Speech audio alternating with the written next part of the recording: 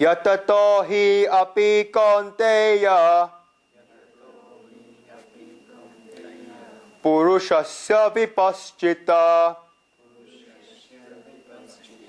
Purushasya vipaschita Indriyani pramathini Indriyani pramathini Haranti prashpamana Haranti prashpanamana. Even though a man may ever strive for perfection and be ever so discerning, O son of Kunti, Kunteya, Arjun, his impetuous senses will carry off his mind by force. We've discussed in earlier classes what vipaschita means, vipaschita which is used there. In such a situation, our senses carry our minds against our wishes. Our rishis know that this happens. And you know what? This happens to the most learned people, the most wise and knowledgeable people. And if this happens to the most knowledgeable person striving for perfection, then what about us? This is how powerful the senses are, that they affect the most knowledgeable people.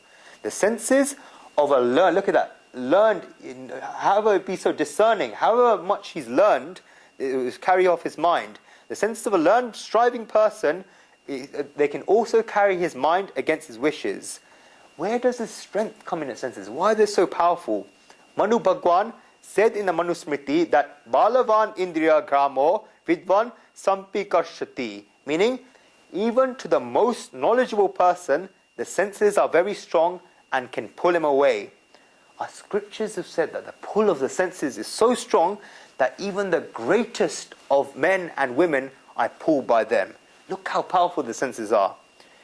Who's read the Mahabharata story from the link that I said? Some of you may have read it. There's a very famous event written by Vyasji at the beginning of the Mahabharata, to do with Parash Muni, when he's been taken in a boat in the river. Who knows about this story?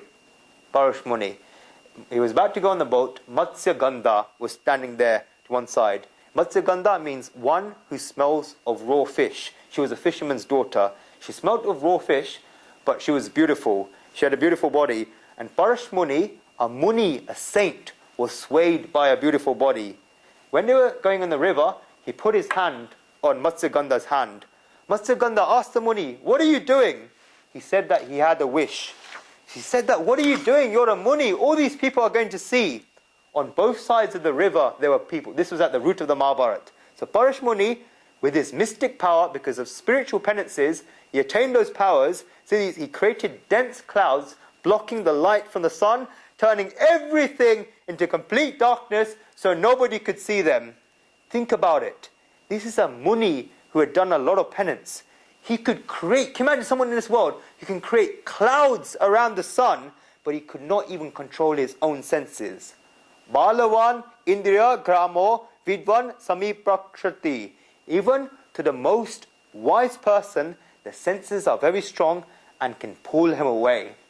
The senses are extremely powerful. Where do these senses get their strength from? Our scriptures say that the strength is not the senses' strength, but the strength that we've given them through our previous births. The strength of the senses is not much strong, but it's more a mechanical habit. This is the strength of the senses. They have no other strength. Imagine if you have a habit of drinking tea every day at 4 p.m. and you've been doing this for 40 years. You need your tea every day at 4 p.m. When it gets to 3:30 p.m. or 3:45 p.m., then your whole body starts getting you ready to drink tea. Whoever has a habit of drinking tea will know what is happening all the time at that time. The tongue starts to give it something to taste. Lips say we want to feel something. They all need it. You may read an article that caffeine is bad, or it will hinder your spiritual development. You may realize that you are the soul and this tea is making you dance to its tune. You don't want to become a slave to this tea. That's why you make a decision when you pray in the morning that you do not want to drink the tea today. The mind has two parts. 10% is a conscious mind, 90% is a subconscious mind. The conscious mind, or 10% of your mind, has made this decision, and not to have the tea. However, the subconscious mind, or 90% of your mind, has registered the strong interest to have the tea. You've made this decision, but the strong registered interest in the subconscious mind will take over at 4 p.m. You go to sleep at 2 p.m., you wake up at 3:30 p.m., it's a weekend, with a firm decision not to drink the tea. You have phoned all your friends to tell them that you've made a decision to give up tea and you'll never drink it again. But when 3:30 p.m. comes, when 3:45 p.m. comes, then it all starts and your body automatically asks for the tea. One side of the mind tells you made a decision not to have the tea, and so leave it, whereas the other side of your mind tells you to have the tea. Your subconscious mind tells you to just have half a cup, and you can have a quarter cup tomorrow and you can give up. You still say no because you've made a decision not to have the tea from today. You are strict on yourself. It is 5 minutes to 4 p.m. and now, or 5 p.m. now a war is going on your mind. Should I leave it or not? Should I have it or not? By the time it gets to 5 p.m. and you've already gone to the kitchen and you put on the pot on the stove, taken out the cups and places, prepared the sugar, milk and tea, it's 10 past 5, you've drunk the tea. Gone. How did this happen? You made a strong decision in the morning. How did these feelings arise in the body? This is a mechanical habit formed after 40 years of training your body to behave in a way. You have created this habit. I don't drink tea, Guruji doesn't drink tea, and therefore I don't have this habit. Likewise, there's other people that don't drink tea. This habit should be in everyone that 4 p.m. comes and the need for tea doesn't arise. But this need is not in everyone. There's other things as well. Food is necessary and therefore you get hungry. Everyone gets hungry. Water is necessary and therefore you get thirsty. Everyone gets thirsty. However, tea is not necessary. The senses have a habit of drinking it. By giving the senses objects to enjoy all the time, we have created these habits in the senses. This not just applies to this birth, but all your past births. You have trained your skin to enjoy touching something, and therefore when the circumstances arise, and the skin keeps asking you for things to touch, you have created a habit, and this is the strength, the power of the senses. How can one get rid of these habits? We have to rewind them. If we think that the senses are extremely powerful, then we will be helpless. But when the senses are so powerful, then what can you do? You must first understand that it's not the senses that are powerful, but we have given them power. And if you have given strength away, then you can also take it back. You've given each of these senses a power of attorney, like in our Bible today, to do things for you, but you can also revoke these powers of attorney. You have not given them a power of attorney to misuse their powers, and therefore you can cancel the power of attorney, legal knowledge.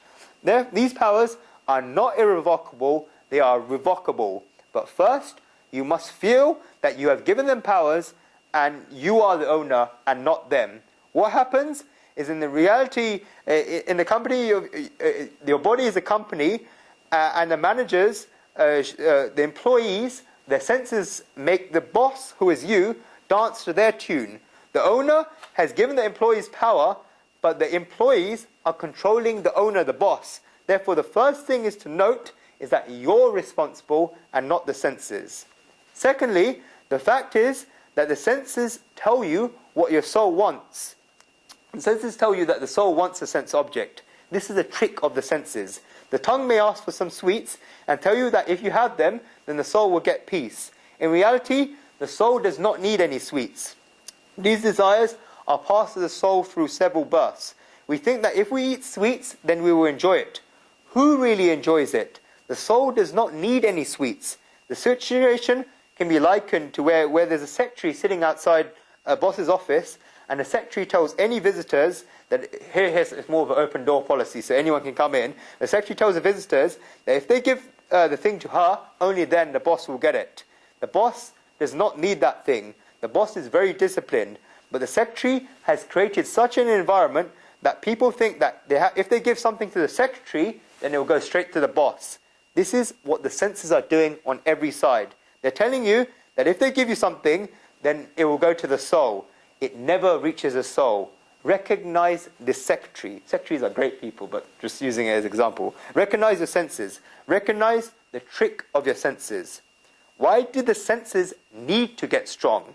Where did the soul go at that time? Why did the soul not know from the beginning? There is also a reason for this.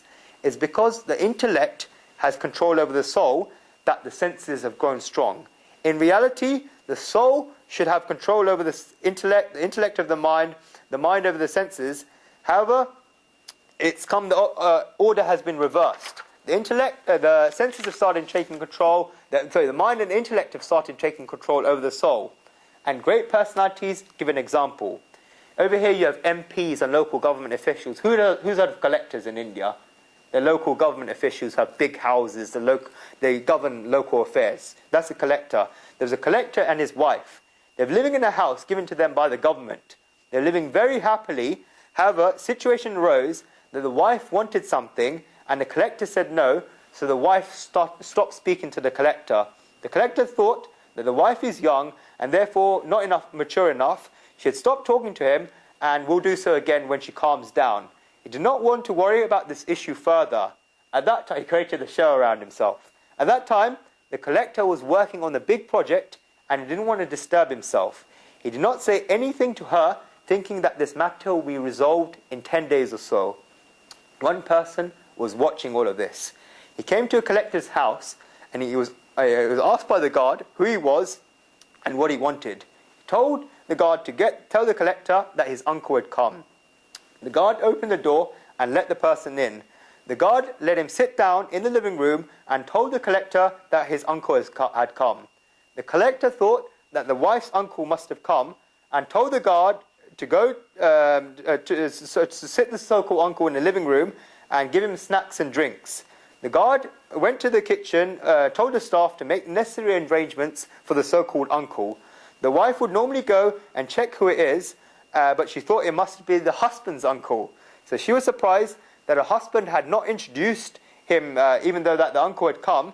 She did not leave to meet him, just sent him the food and drinks. This so-called uncle started talking with all the servants in the house, strengthened his relationship with them, so all these people believed he was the uncle. Everyone in the house kept talking about this uncle. Eventually, relations between the collector and his wife improved, and they began getting along well. However, neither of them talked about this so-called uncle. It was a huge house. The collector thought that his wife had not told him about this uncle, but so many people come into his house, and if one person there, it doesn't make a difference. The wife thought that if the husband has not introduced her to this uncle there, then why should she even bother to ask him to do so? They both had the ego problem, and neither talked to each other about this uncle. The uncle improved relations with the servants. Eventually, he reached the office. Now, it did not matter, as even the collector's driver said that this person was the collector's uncle. Therefore, nobody questions anything, and the nature of the uncle was so nice, he was sweet-talking, so he got along well with everyone. In the end, the so-called uncle got so influential that it became the rule, if someone wanted to meet the collector, they would have to go and see the so-called uncle first. The uncle asked people to leave money first with him, only then could such a person see the collector. 6 months went on like that. One of the collector's friends came one day, and it was a convention that if someone wanted to see the collector, then they would have to see the so-called uncle first. The so-called uncle asked the friend to leave something with him first, and then you could go and see the collector. The friend said, "What are you talking about? My friend is very open to seeing me." The so-called uncle said that only when this person, you give me something, then I'll let him through, because times have changed. This friend gave the so-called uncle money and went to ask the collector, why has it changed so much? Why has he become pretentious that his friend had to pay his money to come and see him? The collector asked him, "What are you talking about?" His friend told him that he had to give money to the collector's uncle sitting outside to come and see the collector. The friend accused the collector of not being able to say anything and letting his uncle do the talking. The collector asked, "Who is he talking about? Who's this uncle you are talking about?" The friend told him to go and see, because he had just paid his so-called uncle in order to meet the collector. The collector went to see and found out what was happening. He got angry and told his wife to tell the uncle to leave. The wife told him, "This is not my uncle." She said that it was his uncle and therefore his business. They both found out at that moment that this person was not an uncle of either of them, but an imposter. this also happens in our lives. The sense objects creep inside. Who needs the sense objects? The soul? No. The intellect? No. Who needs them? The senses. The sense objects just creep in, and the mind is equivalent to the so-called uncle. The so-called uncle just calls these things in by tricking everyone. It is the mind. And the senses are just like the servants that get tricked. It's the mind that tricks everyone. The senses, they pull us because of our mechanical habits, and one should understand this. The mind and desires pull us. What should we then do? We must control our senses. And Shri Krishna will tell us how in the next verse. It's time. We'll start the next verse in the next class. We're approaching towards the end of chapter 2. Depending on how fast or slow we go, either we'll be finished next